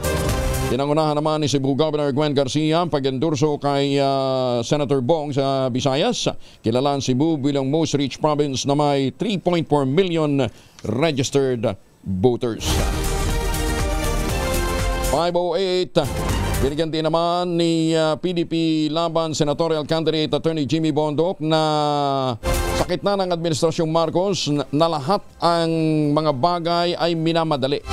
Inihalimbawa ng abogado ang pag-surrender at pag-kidnap sa kanyang mentor na si dating Pangulong Rodrigo Duterte sa naura-uradang binitbit sa International Criminal Court kahit walang legal na due process at naging illegal ang pagdadala kay Mayor Digong. Pinakabago niyang pagmamadali ng administrasyon ang pagbebenta naman ng 20 pesos per kilo na bigas sa Visayas ngayong nalalapit ng midterm elections. Tanong tuloy ni Attorney Bondoc, nag-invest ba ang gobyerno sa agrikultura gaya ng pagbibigay ng makinarya sa mga lokal na magsasaka at pagsasaayos sa mga irigasyon? Binigyan din niya na bahagi lamang ng pambubudol ng pamahalaan ang pagbebenta ng 20 pesos per kilong bigas sa rehiyon nakabilang sa may pinakamaraming rehistradong botante sa bansa. Wala naman na niyang problema kung bibilhin ng mga Pilipino ang murang bigas pero wag silang umasa na magtatagal ang programa dahil ang totoo na paglago ay tinatrabaho ng gusto at hindi ura-uradang ipinatutupad. Maganda umaga, Pilipinas! Oras sa buong Kapuluan, 10 minuto na makalipas ang alas 5 ng umaga. Maganda umaga, Pilipinas! 16 na minuto na makalipas ang alas 5 ng umaga, kinagat ng buhaya. Kinagat ng buhaya ang isang lalaki sa bayan ng CI, Zamboanga, Sibugay. Naglilibot umano ang mentally impaired na biktimang si Eric Saladaga Vista, 29 anyos, sa Cabug Island, Mangrove and Wetlands nang mapansin ito ng buhaya. Pumasok sa vista sa kulungan ang naturang buhaya sa pag-aakalang isa lamang itong laruan, dahilan para siya'y makagat sa kanyang kanang binti. Nagawa namang ma-rescue ng may-ari ng buhaya si Nanding Panogan at agad itong isinugod sa pagamutan. Nagpahayag ng simpatya at pakikiramay ang Aksyon Tapat Party List sa mga kamag-anakan ng mga Pinoy na namatay sa Vancouver, Canada na nasawi makaraang araruhin sila ng sasakyan ng isang Canadian driver habang ginagawa ang isang festival. Kasabay nito, kinundina ng Aksyon Tapat Party List sa pangunguna ni dating Agrarian Reform Secretary Hernani Braganza ang naturang pangyayari at humihiling ng hustisya para sa ating mga kababayan. Ang Aksyon Tapat Party List ay isa sa mga nagnanais na maging miyembro ng Kamara de Representantes na magbabalangkas ng mga batas para sa kapakanan ng ating mga kababayan. Ipinangako naman ni Braganza na sila ang magiging CCTV ng mga mamamayan ng Kongreso o sa Kongreso, lalo na sa paghimay ng mga budget upang mailagay ito sa tama at mapakinabangan ng mga Pilipino. Magandang umaga sa mga magandang umaga daw po sa mga taga Maka-China. Kayo talaga. Itinuturing ni Pangulong Bongbong Marcos Jr. na inspirasyon ang napanatiling mataas na performance rating sa pinahuling Okta Research Survey dahil tanda niya ito ng pag-unlad ng na may pag-unlad na nangyayari. Ito ay matapos makakuha ang Pangulo ng 60% trust rating at 59% performance rating sa tugon ng masa survey ng SWS mula April 2 hanggang April 5. Sa isang panayam, sinabi ng Pangulo, sumasalamin din ang nasabing resulta na may ginagawang gobyerno at unti-unti nang nauunawa ng publiko ang nais gawin ng pamahalaan sa nakalipas na 2.5 taon. Well, it just validates that what we are doing, that people are now beginning to understand what we have been trying to do for the last 2.5, almost 3 years. So it continues to inspire me because it shows that we're making progress. That's always good to know. Kung minsan hindi mo na malaman kung nararamdaman ng tao yung inyong ginagawa, at mabuti naman at nakikita ng taong bayan kung ano yung ginagawa natin at paano makakatulong ito sa pampaganda sa kanilang mga buhay. Magandang umaga, Pilipinas! 5:19, ibinunyag naman ni Senator Amy Marcos na naglunsad ang Administrasyong Marcos ng isang communication plan upang ilihis ang atensyon ng sambayanang Pilipino sa pagkidnap kay dating Mayor Digong. Sinabi ng presidential sister na bahagi ng taktikang ito ng gobyerno ang mga lumutang na isyu ng West Philippine Sea at China trolls. Hindi kasi niya inaasahan ang political backlash sa pag-aresto kay Mayor Digong, kaya't sinusubukan ng administrasyong kontrolin ang emisyon ng taong bayan sa pamamagitan ng pagliko ng issue sa West Philippine Sea, pagsisi sa China, kalaunan inuugnay naman ang mataas na pagsuporta sa mga Duterte sa sinasabing disinformation campaign ng China. Ang tinutukoy ng mababatas ay ang umano'y pakikialam ng China sa darating na midterm election sa Mayo sa pamamagitan ng pagsuporta sa mga kandidatong pro-China. Ayon sa isang mapagkakatiwalaang source, naglunsad na ngayon ang administrasyon ng isang communication plan upang ilihis ang atensyon ng publiko patungo sa mga issue ng West Philippine Sea at di umanong disinformation ng mga tinatawag na China trolls ng kanilang embassy. Kaya asahan natin na ito ang magiging balita sa mga susunod na araw.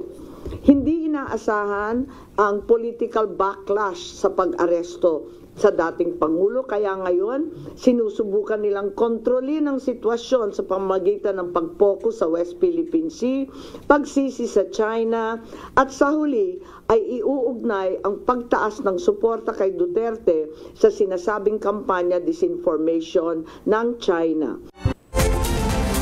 Tiniyag naman ni Speaker Ferdinand Martin Romualdez na patuloy ang paglalaan ng pondo ng gobyerno sa Philippine Children's Medical Center para sa mas mahusay na pagseserbisyo at may tutuloy mo ito isang pamumuhunan para sa magandang kinabukasan ng mga bata.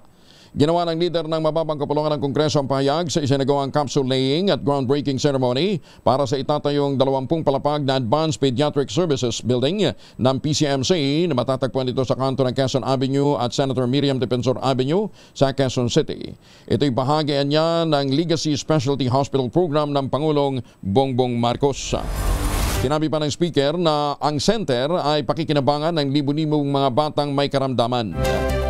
Ipinabatid din ni Speaker Romualdez sa mga doktor, nurse at mga administrador, ganyan din sa mga kawani ng ospital, mga pasyente, pamilya nito at iba pang mga stakeholder na noon pang nakarang taon. Sa gabay ng Pangulong Marcos, naglaanan ng pondo ang Kongreso para sa PCMC, partikular na ang pagtatayo ng Advanced Comprehensive Center for Pediatric Brain and Spine at Pediatric Cancer Center. Naghain ng cyber libel complaint si House Majority Leader at Zamboanga City Representative Manuel Jose Manix Dalipe laban sa Manila Times Publishing Corporation at mga opisyal, mga editor, mga manunulat nito dahil sa mga paglalathala ng mapanira at maling ulat na nakabatay sa isang gawa-gawang dokumento na ginamitan niya ng pinekeng perma at pag-uugnay sa kanya sa mga political maneuver na binansagang Oplan Horus. Kabilang sa inireklamo ang mga opisyal ng Manila Times na sina Dante Francis Ang II, Michael Alexander Ang, Ana Marie Thompson, Dante Ang, Preciosa Monica Ang at marami pang iba. Kasama rin sa mga inireklamo ang mga editor at mga writers. Sa kanya reklamo inihain ang sa Zamboanga City Prosecutor's Office. Sinabi ni Congressman Dalipe ng artikulo ng Manila Times na pinamagatang leak paper layouts poll attack plan ay nag-uugnay umano sa kanya sa midterm election campaign sprint action plan para mapatalsik si Vice President Sara Duterte at ng disqualification ng kanyang mga kaalyado. Binigyan din niya ang tinatawag na Oplan Horus document ay peke at may pinekeng pirma na iniuugnay sa kanya. Giniit pa sa reklamo na ang mga paratang sa artikulo ay mapanira, puno ng malisya at layong ilantad sa mga pampubliko o ilantad siya sa pampublikong kahihiyan at paglibak. Punto pa ni Dalipe ang kawalan ng pag-iingat at pagberipika ng mga manunulat at editor ng Manila Times kung tunay ang Oplan Horus document na iinugnay sa kanya ay malinaw na paglabag sa mga batas. Naisama ng Komadrona Party List na makaagapay sa ang kakayahan ng mga komadronang Pilipino sa pag-unlad ng teknolohiya. Ayon kay dating Assistant Secretary Cecil Bangka-Santos, Chairman Emeritus ng Philippine League of Private and Government Midwives at isa po sa mga nominees ng Komadrona. Number 72 sa inyong mga balota, habang nagbabago ang panahon, lalong naging mahalagang papel ng mga komadrona na mga midwife. Lalong-lalo na sa mga liblib na lugar na kulang ng mga doktor at pasilidad. Maaari niyang maging bahagi ng isusulong nilang training at capacity building ang paglulunsad ng libreng online training platforms para sa mga lisensyadong komadrona, lalong-lalo na sa mga malalayong lugar. Nais din ang Komadrona Party List na magkaroon ng Midwifery Tech Kit Program kung saan bibigyan ng mga barangay midwife ng tablet at mobile device na may health apps, telemedicine tools at access sa health database. Kasama na rin ang solar-powered options para sa off-grid communities. Sinabi pa ni Asek Cecil, kabilang din sa mga tututukan ng Komadrona Party List ang mga insentibo ng mga nagsiservisyo sa mga malalayong lugar, kabilang ang hazard pay at career development. Department of Energy pinagtibay ang pangakong pangangalagaan ng integridad ng 2025 midterm election. Detalye ng balita mula kay RH15, Giselle Ricaport. Giselle, good morning. Good morning, Kuyang Angel. Muling pinagtibay ng Energy Department ang kanilang pangako na poprotektahan ang integridad ng 2025 midterm election. Sa pamamagitan daw yan ang pagtiyak na may ilaw sa mga mahalagang lugar. Natanggap na ng ahensya yung mga opisyal na balota mula sa Commission on Election para sa 8 delikadong kawani ng DOE mula sa punong tanggapan at sa Visayas Field Office na lalahok sa local absentee voting na nagsimula noong Lunes hanggang April 13 ngayong at 30 ng Abril. Ita talaga ang energy frontliner sa 24 oras na shifting duty sa DOE Energy Sector Emergency Operation Center simula May 11. Tungkulin nilang tiyatin yung tuloy-tuloy at maaasahang supply ng kuryente sa mga voting and canvassing center, data centers at iba pang mahalagang pasilidad ng COMELEC sa buong Pilipinas sa buong panahon ng halalan. Idiniin ng DOE ang pinanghahawakan nilang paniniwala na ang bawat boto na may ilaw, isang botong ligtas dahil ang isang maliwanag at ligtas na halalan, pundasyon ng isang matatag na demokrasya ng Pilipinas. Ito si Giselle Ricaport para sa DZRH sa Pilipinas, una sa Pilipino. Maraming salamat, Giselle. Maganda umaga, Pilipinas! Ay, magandang umaga sa Midnight Singers natin dyan po sa Las Vegas, sa San Diego, California. Tuloy rin ho yung kanilang mga roadshow at pinopromote din po ang tamang pagboto dito sa Pilipinas. Boss Manny, Sir June, Sir Art, maraming salamat. Tita Cors, Ma'am Lois at Tita Linda. Thank you sa inyong patuloy na pagtitiwala sa ating pong programa. At sa lahat ng ating mga kababayan all over the country, baka kayo kababayan all over the country, all over the world, given na yung all over the country. Baka kayo ay pabalik ng Pilipinas sa mga seafarers natin, galing ho ng Middle East, ng Japan, ng Taipei, Taiwan, galing ng Europa, wag nang magpasalubong ng tsokolate pagdating ng Pilipinas dahil meron ho tayong locally produced na tangerine chocolate. Sa tulong po ni Dr. Helen Tanyang po mga planting material ng kakao galing Davao, hinakot po yan para maitanim sa ilalim po ng mga nyugan dyan po sa lalawigan ng Quezon. Kaya ngayon nagpo-produce na ho sila pangalan ng Tangerine Chocolate. Yan po ay brand ng mga magdiniyog, ng mga magsasaka dyan po sa lalawigan ng Quezon. Available sa 0919-095-5935. Yung mahigit 10 variants po ng Tangerine Chocolate, i-check po ninyo sa tangerinechocolate.ph. At yan pong mga raw material niyan ay galing din po sa ani ng ating mga magsasaka. Sabi nga po ni Dr. Helen Tan, sino bang magmamalasakit sa Pilipino kundi ang kapwa Pilipino? Kaya sa bawat tangkilik ko natin ng Tangerine Chocolate, pinalalakas natin ang loob ng ating mga magsasaka, pinalalakas natin ang ating lokal na ekonomiya. Tangerine Chocolate, 100% gawang lokal but taste and looks global. Maganda umaga, Pilipinas! Oy, muli, congratulations sa isang taga Tanawan City na si Mary Joy Almendras na dali niya ang 15,000 sa ating mahiwagang tunog. Maganda umaga, Pilipinas! 106 Trabaho Party List, record-breaking ulit sa survey ng WR numero.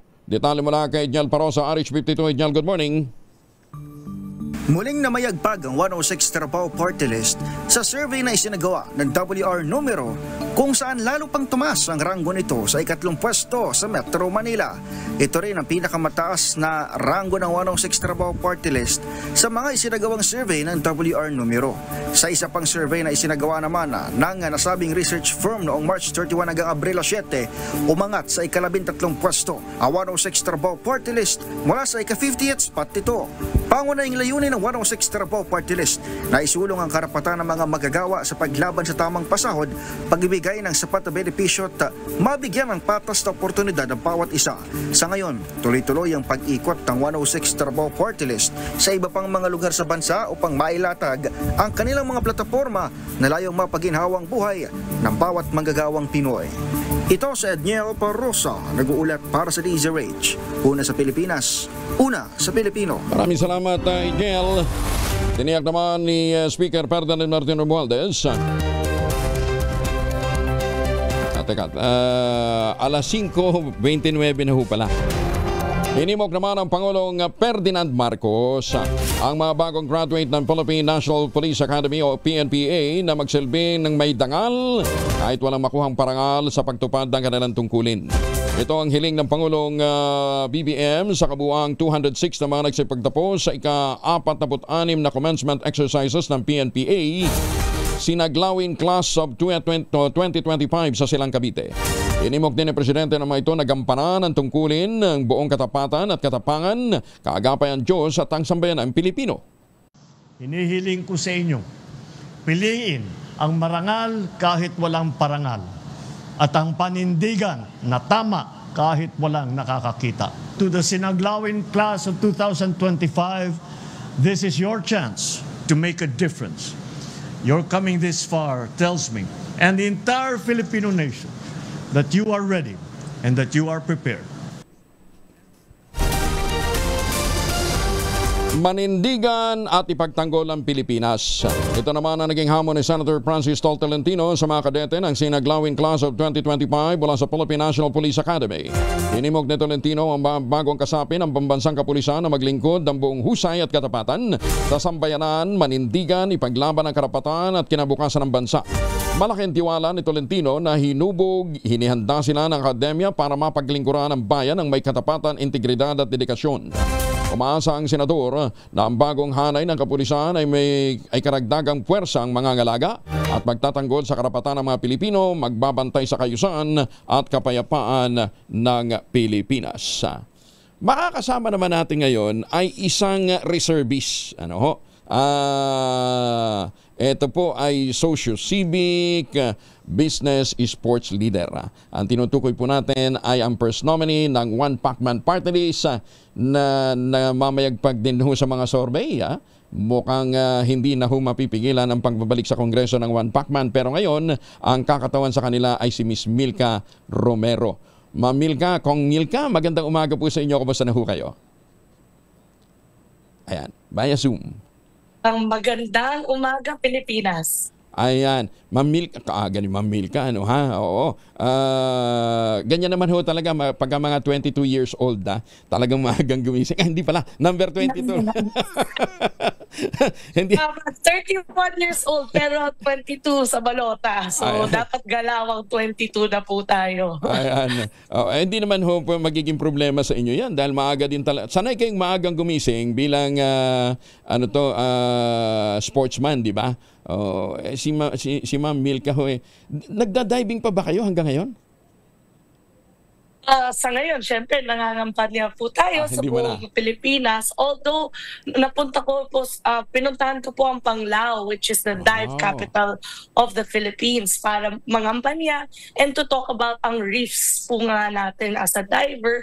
Dapat alagaan natin, and one of the mga isusulong po natin yun is protection of our environment. Lalong-lalo na last day ngayon ng last day ngayon ng Environment Month na Kong Milka, Ang sabi ho nila, solid na solid ang track record po ng One Pacman Party List sa nakalipas na 3 termino, Paano ho naaalala ng taong bayan itong ganitong klaseng track record, Ma'am Milka? Of course, Sir Angelo, through action, 3-termer na po ang One Pacman Party List. Ibig sabihin, marami na pong nagawa ang party list sa Kongreso. Halimbawa, over 147 laws ang naipasa na ng One Pacman Party List. Pati rin ang mga naitulong, such as 30,000 jobs ang naibigay natin, 20,000 scholarships ang napaaralan natin ng mga bata, at saka 2,000 heart surgeries na rin for children with blue babies with the help of the Philippine Heart Center. So over 9 years po na natin natulungan ang ating mga kababayan. What more sa susunod na election na ako na po ang first nominee? Teka muna, Ma'am Milka, why that very close interest sa mga blue heart babies? Meron ba kayong particular na karanasan? Ay, hindi naman po na kami, but alam mo, yung mga children po, sila talagang pinaka nangangailangan. Ang kalusugan ay ang pinaka-importanting essential problem na kulang sa atin sa Pilipinas. Through nutrition pa rin, mahina ang ating mga kabataan.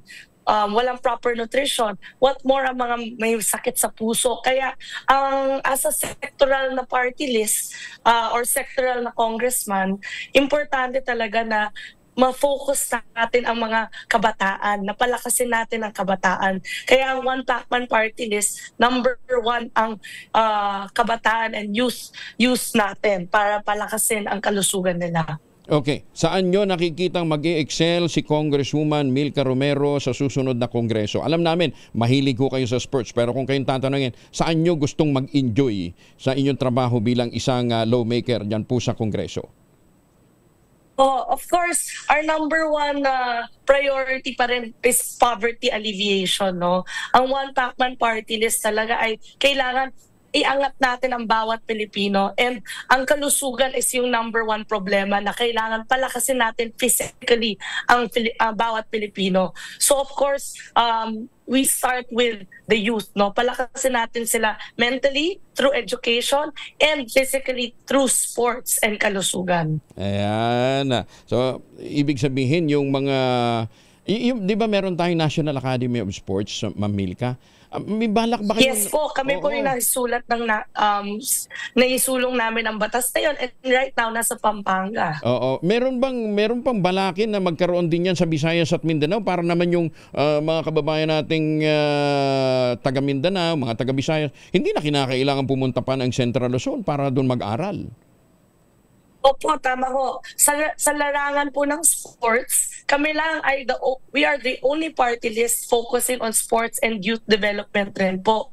So yung National Academy of Sports na nasa Luzon, gusto po namin i-duplicate yan sa bawat region para hindi na pumupunta lahat ng bawat atleta sa Luzon, kundi makakaroon sila ng oportunidad at access sa kanilang bayan. Ano ba payo sa iyo ng tatay nyo?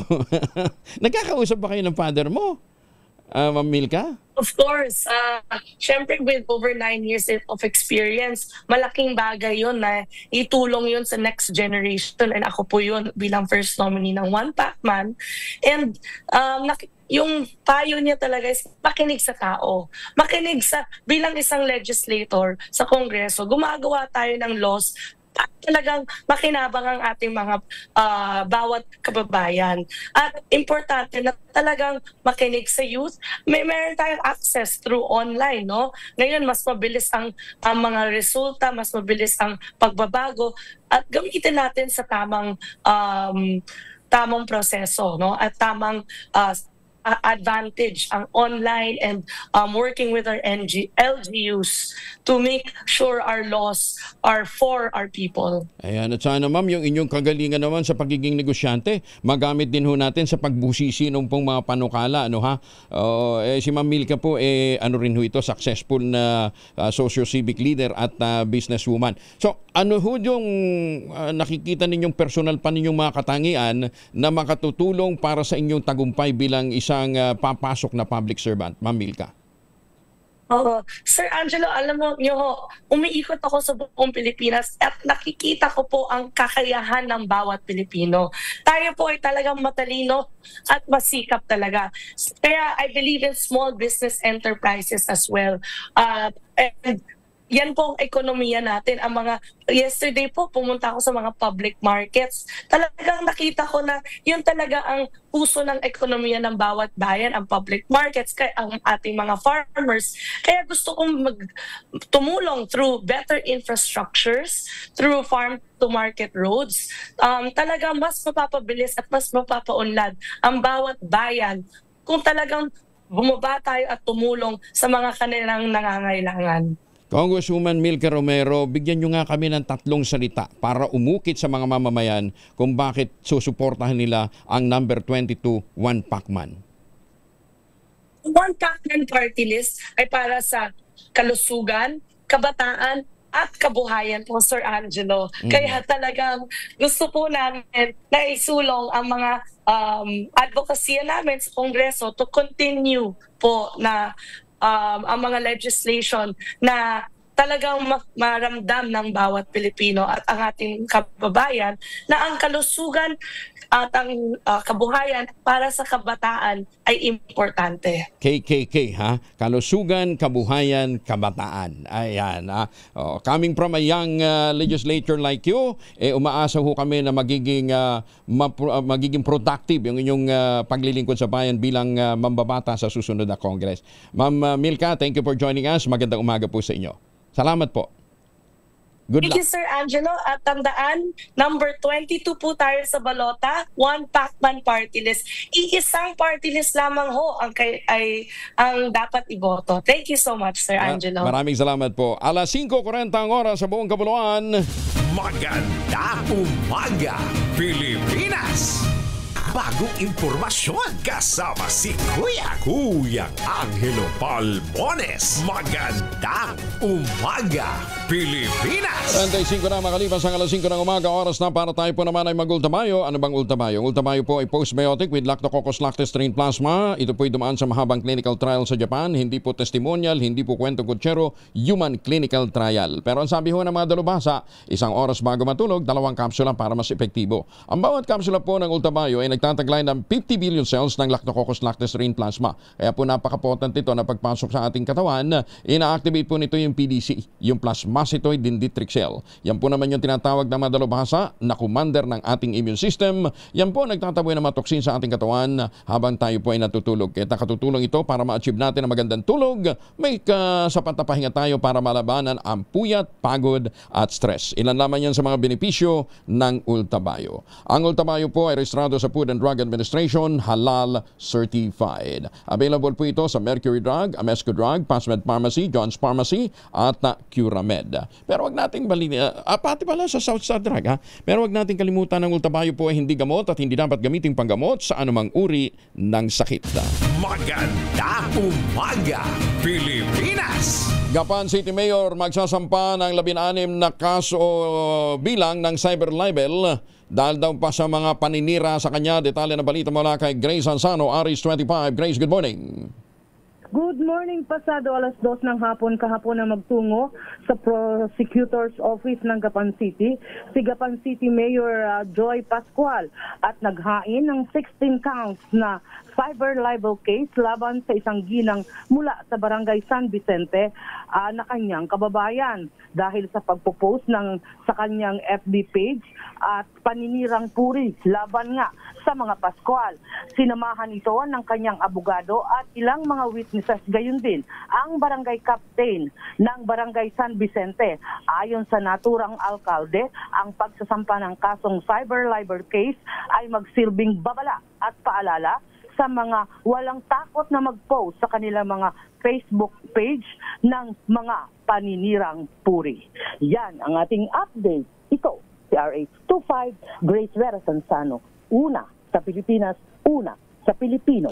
Maraming salamat, Grace. Binigyan din naman ng MPJ Pantay Bayanihan Party List ang ilang mga isyong pangseguridad sa bansa.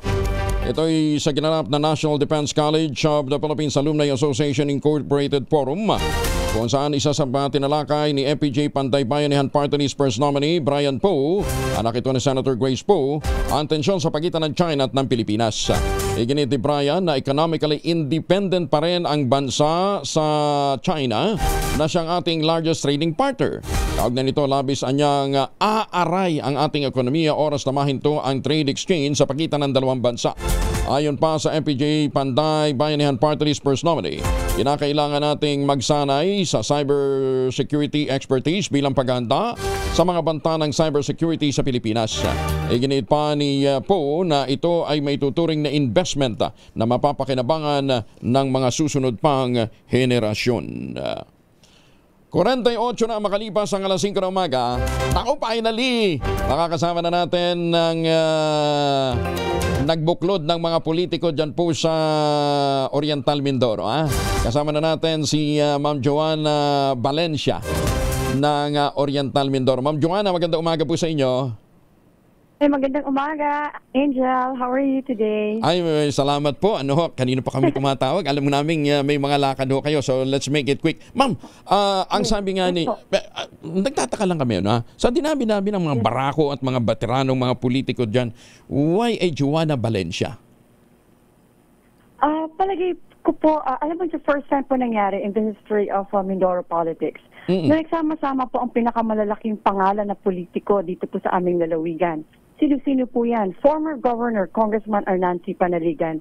Ngayon na former Governor pala, na ngayon po ay Congressman of 1st District. Former Governor Boy Umali, na ngayon ay Congressman of 2nd District. Dati po nating Senior Deputy Speaker of the House, Doyle Leatron, who is now running for Mayor of Calapan City. Siyempre, kasama din po aking ama, former Governor Rod G. Valencia, at po yung dati pong governor po namin, Bart Marasigan. Ang kanyang pamilya po ay talaga nakasuporta din po sa akin. Siguro po, natutuwa naman po ako, Angel, na talaga sila po ay nagtitiwala po sa ating kakayahan. At palagay ko po sa isip po nila, kaya po akong sinusuportahan nila for governor, ay siguro po, naisip po nila na pag si Joanna Valencia na po ang governor, nasa mas mabuting kamay po ang Oriental Mindoro. Ayaw na nila ng barako at ayaw na nila ng gwapo, gusto nila maganda. Ay, thank you po. Actually, hindi pa po kasi nagkakaroon ang Oriental Mindoro ng isang ina na lalawigan. Palagay ko po, Angel, sa mga nangyayari po ngayon, ang dami po naglilipatan sa atin, nakakatuwa po sa araw-araw, tambak po talaga ang mga telepono namin sa mga phone calls at text ng mga taong gustong sumuporta po sa atin. Palagay ko po, magkakaroon na po ang Oriental Mindoro ng kauna-unahang gobernadora at ina ng lalawigan. At maganda pa. Maganda. Yung talagang may may hugot sa bandang huli. Teka, Ma'am Joanna, isa kasi sa mga, kaya nakikilala ang Oriental Mindoro dahil sa turismo.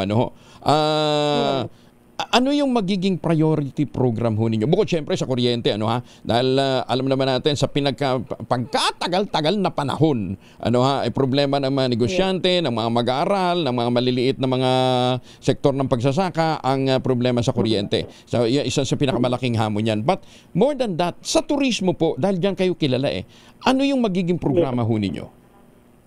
Actually, alam niyo po, during the time of my father, former Governor Rodolfo G. Valencia, ang Oriental Mindoro po ay number 9 tourist destination ng buong Pilipinas out of 82 provinces.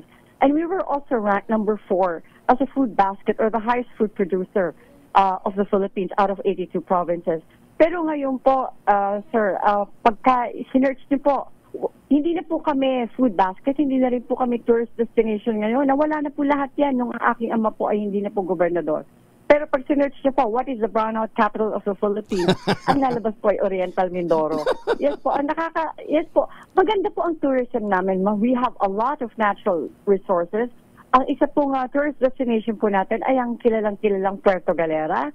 At marami din po tayong tourist destination sa Baco, like Infinity Farm. Napakaganda po. If you're here, Angel, may I invite you to visit our Infinity Farm in Baco. Napakaganda, world-class po. I've been around the world, but yung sa Infinity Farm po, ibang klase po talaga. Kaya lang po, Angel, kahit sa anong programs po natin na isulong po natin for tourism, hindi rin po siya lilipad. Bakit po? Dahil po sa kuryente po namin. Kailangan unahin po muna namin ang problema at solusyonan po ang problema po namin sa kuryente. Dahil lagi pong brown out. Katulad lang po ng Holy Week, ang dami po namin turista. Nag-enjoy po sila noong una, pero nadismaya din po dahil po nagpo-brown out po.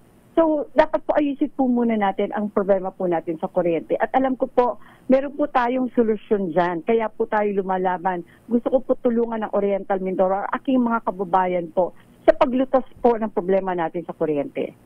Parang nyo sinasabi, superwoman si Joanna Valencia dahil resolbahin yung matagal ng problema sa kuryente. Ma'am, ano yung dapat na matagal nang na-implement to solve the problem ng kuryente? Actually po, sa totoo lang po, matagal na po namin kinakausap ang provincial government. Kami po ay sumulat na rin po sa DOE. Kinausap na rin po namin at sumulat na rin po kami sa aming electric cooperative, ang Ormeco. Pero yung mga suggestion po namin, they always fall on deaf ears. So, sabi po nga nila, hanggat wala pong nakaupo sa amin, wala pong nakikinig. Marami po kami suggestion. Isang suggestion po namin, from Bulalakaw, which is the farthest municipality of Oriental Mindoro in the south, in the 2nd district. Ang susunod po isla dyan ay ang Semirara Island. Nandiyan dyan po ang coal power plant of DMCI. Ang solution po is interconnection via submarine cable connecting Bulalakaw to Semirara Island, which is about 29.6 kilometers po ang haba. Ngayon, kung pagka nakakonekta na po tayo sa DMCI, gaganda na po, magkakaroon na po kami ng sapat at murang kuryente. Kaya na po, bakit hindi po nila ginagawa? Balita ko po kasi, hindi po naglalagay ang DMCI. Napaka-straight shooter po ang DMCI. Hindi po naglalagay sa kahit na sino politiko. Balita ko po may humihingi po dito sa aming lalawigan, pero hindi po talaga nagbigay. Kaya hindi bali nang mamatay sa kuryente, sa kawalan ng kuryente sa init ng panahon na ang iba't ibang mga industriya basta't kailangan magmaglagay. yun ang mahirap daw. Balita po natin, that's just pero sana naman po, but other than DMCI, we're also very open to other power producer. Hindi lang naman po limited tayo sa base load ng DMCI using fuel and coal. Okay. We are also open to all companies who provide power. In terms of renewable energy naman po, meron naman po tayong hydro, meron tayong solar, at yun naman po at meron din po tayong wind na pwede po natin gamitin din to augment yung ating power problem. Ma'am Joanna, huwag niyong bibiguin ang mga taga-Ormin. Maraming salamat po for joining us. Magandang umaga po. Thank you. Thank you po. Good morning. Si Joanna Valencia ng Oriental Mindoro. Maganda umaga, Pilipinas! Menos 5 bago mag-aces ng umaga. Maganda umaga, Pilipinas! Mambing Solis ng Romblon. Mambing Solis ng Romblon, good morning. Ay, tanong sa mga kababayan natin dyan sa may paligid po ng Rizal, mga taga Metro Manila naghahanap ng magandang investment opportunity. Ito rin ho yung St. Monique Ballet, the most prestigious project dyan po sa Binangon ng Rizal. Tingnan daw ho ninyo yung townhouse model nila na Bianca, 2-story townhouse siya na may balcony na may 2 hanggang 3 bedrooms. Pwede nyo ma-avail through Pag-ibig Financing at less than 20,000 pesos a month, 30 years to pay. Tawag na po sa 0917-719-7908 para po sa karagdagang detalye.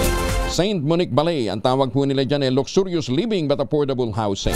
Yung bang pagkagising ho ninyo, nagsasanap po kayo ng magandang tanawin at malamig na simoy ng hangin. Yan ang ino-offer ho sa atin ng St. Monique Ballet.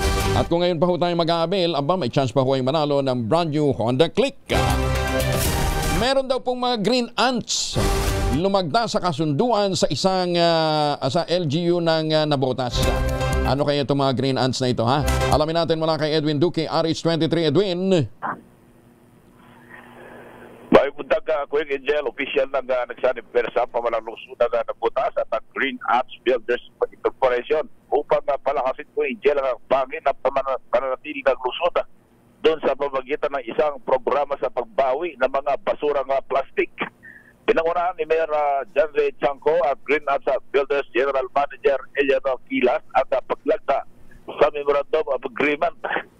Sa 5 kasunduan, ang Green Ants ay magbibigay ng kinakailangan makina at teknolohiya kung saan ay magsasagawa ng mga programa sa pagsasanay sa wastong basura, paghihiwalay, pamahalaan ng epektibong paggamit ng material recovery facility ng lungsod at maghakot din ng mga malinis na tuyong basura plastik mula sa MRF.